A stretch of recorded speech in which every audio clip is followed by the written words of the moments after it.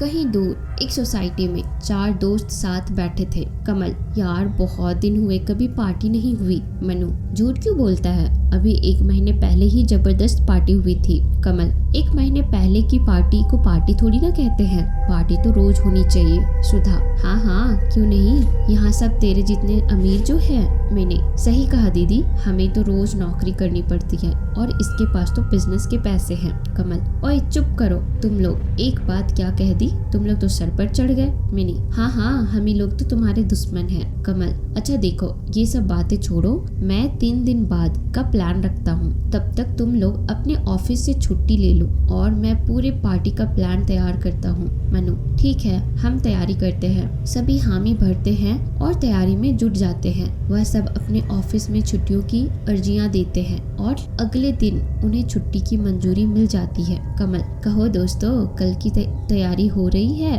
और कल की पार्टी के लिए तैयार हो या नहीं। मनु, यार तू मत पूछ, हम बहुत एक्साइटेड है भाई, हमारे वाले ब्रांड तो लाया है ना।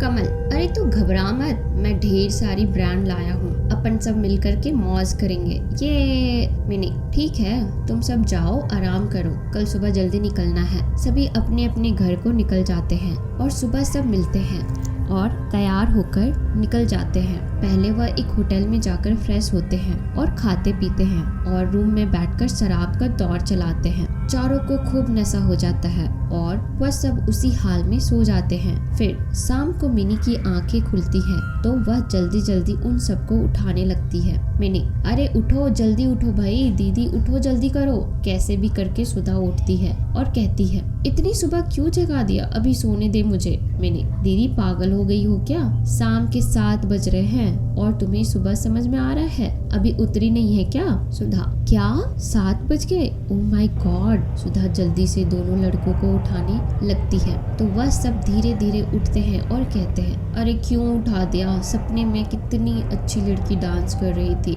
उसे देखने भी नहीं दिया। सुधा, अरे पिया करो, उठो, शाम के 7 बज गए और तुम्हें लड़कियों का डांस दिख रहे हैं सपनों में। मिनी, सही कहा दीदी, इन दोनों ने हम जैसे भोली भाली लड़कियों को भी पियकड़ी बना दिया। यह सुनकर जोर जोर से चारों ठहाके लगाकर हंसने लगे। वह सब जल्दी से उठे और होटल से चेकआउट कर निकल पड़े। रास्ते पर जाते वक्त कमल ने कहा, यार यहाँ से 10 किलोमीटर दूर मेरा फार्म हाउस है, सोचता हूँ आज रात वहीं प्लानिंग करते हैं, फिर सुबह कहीं निकला जाएगा। सभी ने हामी भरी और निकल पड़े फार्म हाउस की ओर। वह सब कार में गाते हुए पीते हुए आगे बढ़ रहे थे। फिर वह एक जगह पहुँचे, वहाँ बोर्ड लगी हुई थी, आम रास्ता कच्चा रास्ता। कमल, यार किधर को घुमा जाए। मनु, यार कहीं मत घूम, यहीं रुक और यहीं सोते हैं। कहकर नशे में चूर मनु होश खोकर सो जाता है और मिन्नी पहले से ही टुन थी।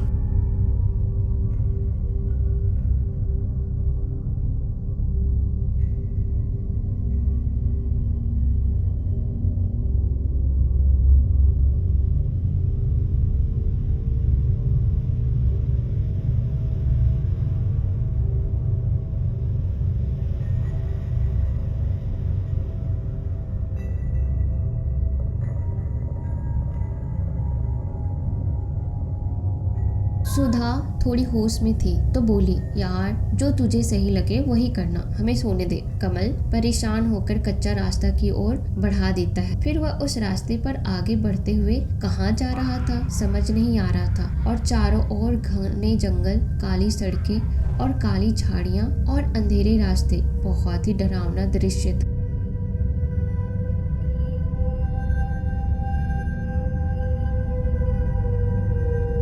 काफी दूर जाने पर एक गाड़ी बीच सड़क पर खड़ी दिखाई देती है। और उसका बोनट खुला हुआ और हेडलाइट जली हुई और कोई उसको ठीक कर रहा था। कमल कार रोकता है और तेज आवाज में उससे पूछता है, अरे भाई जरा बताओगे यह रास्ता कहाँ जाता है? वह शख्स धीरे से उस बोनट के आड़ से निकलता है और ये क्या, यह तो वही रघु था। वह धीरे से कार के पास आता है और अंदर झांकता है और बोलता है, रास्ते कहीं नहीं जाते साहब, जाना तो आप ही को पड़ेगा। कमल, क्या यार, क्या मजाक कर रहा है? जल्दी बताना हम कहाँ हैं और आगे कौन सा रास्ता है? रघु, साहब आगे का रास्ता बहुत ही खुशनुमा है और एक होटल भी है, आज रात वहाँ ठहर कर कल सुबह निकल जाना। कमल, थैंक यू बोलकर निकल जाता है और तेजी से आगे बढ़ता है और रघु उसे जाते हुए देख मुस्कुरा रहा था। कुछ दूर जाने पर आगे रास्ते पर बीच सड़क पर पेड़ गिरा हुआ था। कमल,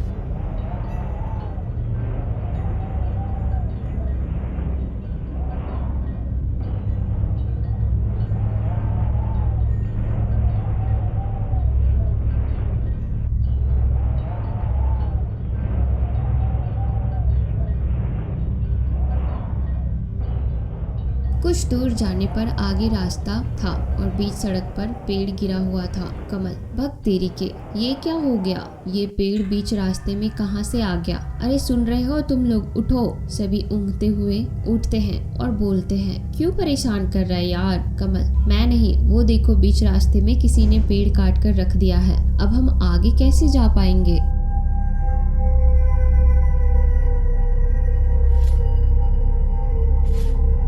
फिर सब कार से उतरने लगे और परेशानी में इधर उधर देखने लगे। फिर सुधा जंगलों की ओर देखती है तो उसे झाड़ियों के पीछे कुछ नजर आता है। सुधा, फ्रेंड्स उधर देखो, उस झाड़ी के पीछे लगता है कोई सफेद कपड़ों में खड़ा है। मनु, कहाँ? क्या कह रही हो यार? मुझे तो सिर्फ दारू की बोतलें ही नजर आ रही है चारों तरफ। हा हा हा हा। वहाँ खड़े सभी लोग हंसने लगे। फिर मिनी थोड़ा आगे बढ़कर देखने लगी तो वह चीज जंगलों में आगे की ओर बढ़ती हुई नजर आई और मिनी चिल्लाकर बोली, फ्रेंड्स जल्दी आओ, देखो वो एक लेडी है और वह जा रही है। सभी दौड़कर पास आते हैं तो वह साया गायब हो चुका था। मनु, यार कौन है वहाँ? कोई तो नहीं दिख रहा है। तभी अचानक से उनकी कार के पास से जो बीच सड़क पर खड़ी थी वह साया गुजरने लगा। वह सब देखकर अचानक से डर गए। मनु, यार तू सही कह रही थी, ये कौन है? कोई चुड़ैल उड़ैल तो नहीं है? कमल, अबे चुप, भूत वूत कहाँ होता है बे? मनु,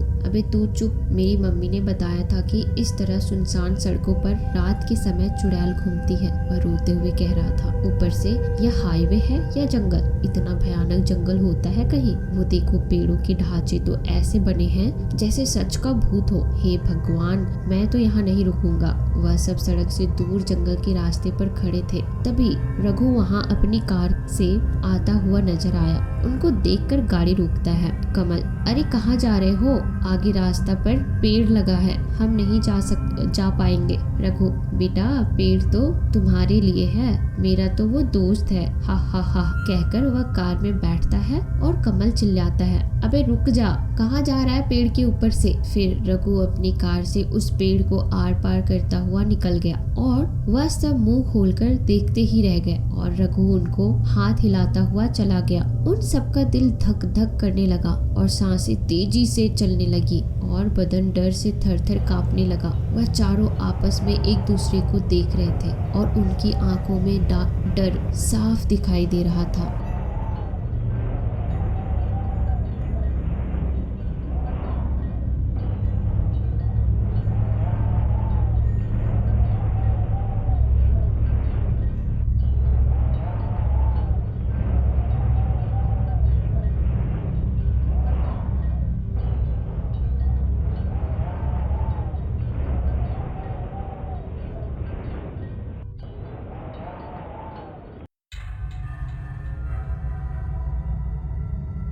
रघु की हरकत देख चारों दोस्त एकदम डरे हुए थे। उन्हें समझ नहीं आ रहा था कि ये क्या हुआ। फिर उनमें से कमल ने थोड़ी हिम्मत जुटाई और वह सड़क की ओर बढ़ा और वहां पहुंचकर पहले पेड़ की ओर बढ़ने लगा और उसे पैरों से छूकर देखा तो वह पूरा ठोस था, जिसको हटाना किसी आम इंसान के बस की बात नहीं थी। दूर खड़े दोस्त उसे मानो ऐसे देख रहे हैं जैसे कि क्या हुआ उस लकड़ी को, सच है या नकली। फिर तभी वहां एक चीख गूंजी और सभी पीछे मुड़कर देखे तो मनु को कोई घिसराता हुआ जंगलों में खींचता हुआ ले जा रहा था और वह चीख रहा था, बचाओ बचाओ। वह सभी तेजी से उनको बचाने के लिए उसके पीछे दौड़े। दौड़ते वक्त मिनी वहीं रास्ते में गिर गई और उसको बिना ध्यान दिए वो सब जंगलों में अंदर की ओर दौड़ रहे थे। कुछ दूर जाने पर मनु गायब था। अब वहाँ पर केवल कमल और सुधा बचे थे। कमल हाफते हुए बोलता, सुधा मिनी कहाँ है?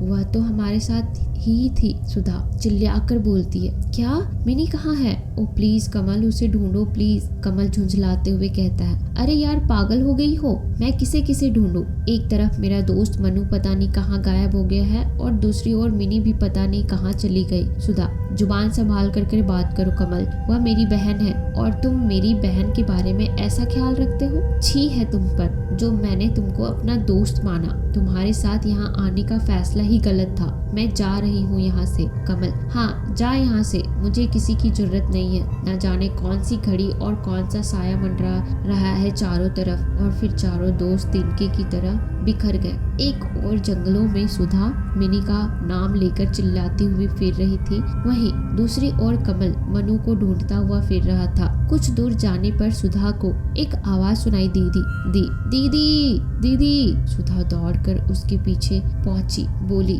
कहाँ रह गई थी तू? बता। मिनी, क्या बताओ दीदी, मैं दौड़ते वक्त गिर गई थी और आप लोगों ने बिना ध्यान दिए आगे बढ़ गई। अरे मनु भैया मिले, और ये कमल भैया कहाँ है? सुधा, नाम मत ले उस कमीने का, वह तुझे जानबूझकर यहाँ छोड़कर चला गया और कहता है मुझे कोई नहीं चाहिए, इसलिए मैं अकेले उसे छोड़कर तुझे ढूंढने चली आई। वह दोनों उड़ते हैं और जंगल से बाहर जाने का रास्ता ढूंढते हैं। उधर कमल जंगल में मनु की खोज में घूम रहा था और तभी मनु उसे एक पेड़ के पास हवा में पालथी मारकर बैठा हुआ दिखा।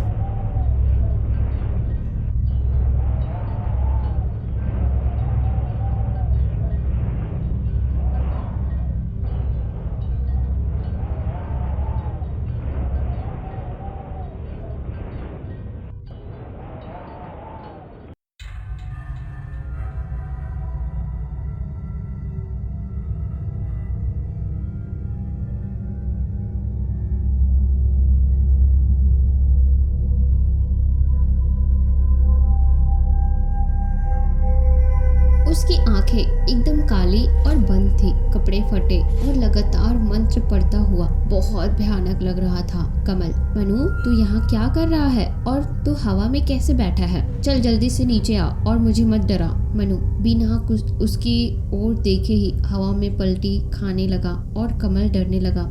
उधर सुधा कुछ दूर जाने पर एक झोपड़ी दिखी, उसमें वह दोनों जाने का कोशिश करती है तो अचानक एक बुढ़ा उनके सामने आ जाता है और पूछता है, कौन हो तुम दोनों और यहाँ क्या कर रहे हो? बुढ़ा खांसते हुए बोला, मिनी बाबा हम जंगल में भटक गए हैं और हमें रास्ता मिल नहीं रहा है, प्लीज हमें यहाँ से बाहर जाने का रास्ता बताइए। बाबा, अरे बेटी, यहाँ एक बार जो आ जाता है वह कभी वापस नहीं जाता, बेहतर है कि आज रात तुम लोग यहीं रुक जाओ, सुबह जाने की कोशिश करना। सुधा, पर बाबा हम यहाँ से जा क्यों नहीं सकते? ऐसा क्या है इस जगह पे? बाबा, यह जगह श्रापित है बेटी, यहाँ कोई नहीं आता। इस हाईवे को बनाने वाले 70 मजदूरों की लाश इसी जंगल में मिली थी। वो कैसे मरे ये कोई नहीं जानता, पर सब लोगों ने इस खबर को दबा दिया। यह सुनकर उन दोनों लड़कियों के रोंगटे खड़े हो गए और वह डर से थर-थर कांपने लगी। मिनी, पर बाबा आप कैसे जिंदा है यहाँ? बुढ़ा उसकी बात सुनकर हंसने लगा और बिना कुछ बोले बाहर की ओर जाने लगा। सुधा उसे आवाज लगाती है, बाबा रुकिए, आपने जवाब नहीं दिया। बाबा बात को टालते हुए बोलते हैं, तुम लोग बैठो, मैं पानी लेकर आता हूँ। वह दोनों अंदर जाते हैं और अंदर लालटेन जल रहा था और तभी मिनी की नजर दीवार पर टंगी फोटो पर गई और उसे देखकर मिनी हड़बड़ाहट में पीछे को गिरी।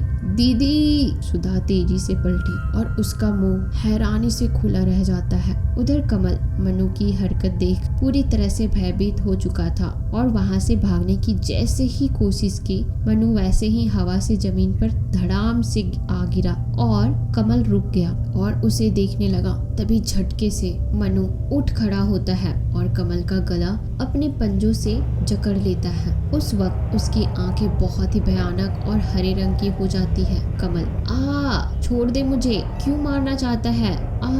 मनु कमल को हवा में उठाता है और बुरी तरह से जमीन पर पटक देता है। इस हरकत से कमल का सर एक पत्थर से टकराकर फट जाता है और मौके पर ही मर जाता है। उसके मरने के बाद एक हाथ मनु का सीना चीरकर बाहर निकलती है और फिर सर, फिर उसके बाद पैर और धीरे धीरे पूरा शरीर बाहर निकलता है। मनु के बदन को फाड़कर वह आकृति पूरी तरह से मनु के रक्त से नहाई हुई और हाथों में उसका दिल लिए उसे अपने जीभ से चाटती हुई जोर जोर से हंसने लगी। फिर वह आकृति अचानक से जादू द्वारा पूरा तरह से साफ हो गया, उस औरत के साये में तब्दील हो जाती है और वापस जंगल की ओर चल देती है। उधर जब सुधा दीवार पर देखती है तो वहाँ पर एक फोटो फ्रेम लगा था, जिस फ्रेम में इन चारों दोस्तों का फोटो बना था और उस पर माला चढ़ा हुआ था। यह दृश्य देख दोनों का गला रूंधने लगा और दोनों एक दूसरे का शक्ल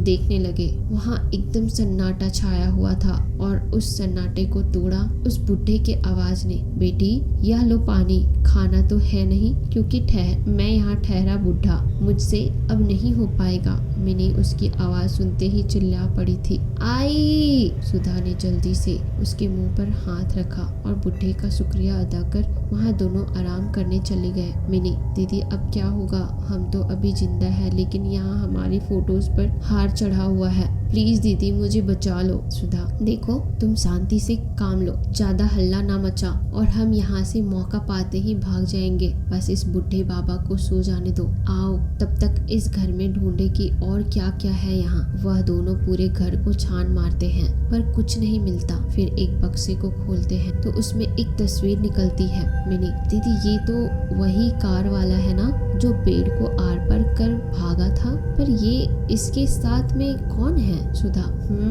यह जरूर इसकी पत्नी होगी। आओ हम बूढ़े बाबा से पूछते हैं। वह दोनों बूढ़े को उठाकर उससे तस्वीर दिखाकर पूछते हैं, बाबा बेटी ये मेरे बेटे और बहू है जो कि आज के 5 साल पहले ही मर चुके हैं। सुधा, पर बाबा इन्हें तो हमने अभी कुछ घंटों पहले ही देखा था। बाबा हंसते हुए, अरे बेटी वो सचमुच के नहीं है, वो तो उनकी आत्माएं हैं जो लोगों से बदला लेती हैं। मतलब बाबा बोलते हैं, मतलब ये है बेटी कि आज से 5 साल पहले मैं, मेरा बेटा और बहू यहीं रहते थे। मेरा बेटा ड्राइवर था। एक बार इसी हाईवे से गुजरते हुए उसके मालिक और उसके दोस्त शराब पीने यहाँ चले आए और उनकी नीयत नशे में होने के कारण मेरी बहू पर खराब हो गई और वह रघु को कार साफ करने के बहाने भेजकर मेरी बहू के साथ दुष्कर्म किए और जब रघु लौटा तो वह यह देखकर उनको मारने लगा तो उनमें से एक ने बंदूक निकालकर उसे मार दिया और उनकी लाश इसी जंगल में फेंक दिया। उसी समय वह दोनों यहाँ आने वाले हर शख्स को अपना कातिल समझकर जान से मार देते हैं। मिनी ने इतना सुनते ही वह जोर जोर से रोने लगी। दीदी प्लीज मुझे बचा लो, प्लीज मुझे मरना नहीं है, मैं मरना नहीं चाहती। सुधा उसे चुप कराते हुए कहती है, बाबा तो क्या हम भी? बीच में बात अधूरा छोड़ देती है। बाबा हंसते हुए कहते हैं, हाँ तुम लोग भी नहीं बचोगे, सब मारे जाएंगे। हा हा हा हा। उसकी डरावनी हंसी सुनकर मिनी और जोर से रोने लगती है और उसे चुप कराने के लिए सुधा मिनी की ओर मुंह करती है तो मिनी के पीछे वही साया खड़ी रहती है। सुधा डर जाती है और वह कहती है, बाबा वो देखो। जब बूढ़े की ओर अपना सर घुमाती है तो वह आश्चर्य से डूब जाती है क्योंकि वह बूढ़ा वहाँ से गायब रहता है। सुधा वहाँ से तुरंत उठकर मिनी को लेकर तुरंत भागने लगती है और रास्ते में भागते वक्त उन दोनों का पैर किसी चीज से टकरा कर गिर जाती है। जब दोनों उठने की कोशिश करती है तो मिनी की नजर उस चीज पर पड़ती है जिससे वह टकराती है। आए दीदी! सुधा तुरंत नजर घुमाती है तो वह कमल की लाश रहती है। वह दोनों फिर से उठकर भागती है तो फिर किसी चीज में लड़कर गिर जाती है और इस बार चीखने की बारी सुधा की थी क्योंकि वह लाश मनु की थी जो कि पूरी तरह से चिथड़े चिथड़े हो चुकी थी और सुधा पूरी उसके खून में नहा गई थी।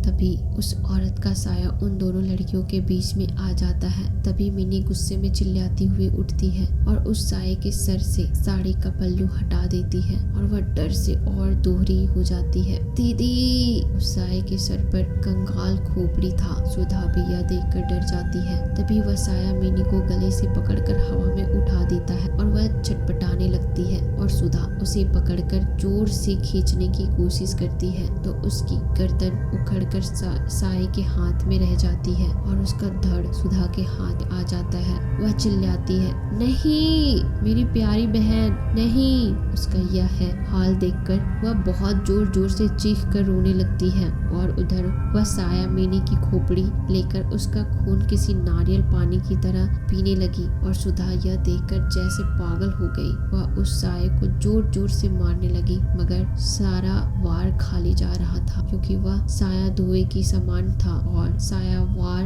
आर पार हो रहा था। फिर वह साया सुधा का गिरेबान पकड़कर उठाकर फेंक देती है और वह एक पेड़ से जा टकराती है और उसके मुंह से खून निकलने लगता है। वह साया उसके पास आती है और उसके होठों से बहते खून को अपने जुबान से चाटने लगती है और जोर से हंसती है। हे सुधा, मैं तुम्हें नहीं छोड़ूंगी, मैं मार दूंगी। वह साया अपने शहीद सुधा को हवा में लेके जाती है और एक पेड़ पर लटकती हुई एक रस्सी को उससे गले में बांधकर उसे फांसी पर लटका देती है और फिर उसकी लाश को जोर से खींचकर 2 टुकड़े में बांट देती है और उसके शरीर से बहते रक्त को पीने लगती है। फिर उधर जंगल में से कहीं से रघु आता है और वह साया और रघु एक दूसरे को देखकर शैतानी हंसी हंसने लगते हैं। हा हा हा, ही हा हा हा। इसी प्रकार कुछ देर हंसने के बाद रघु सारी लाशों को इकट्ठा कर हाईवे पर खड़ी अपने कार में ले जाता है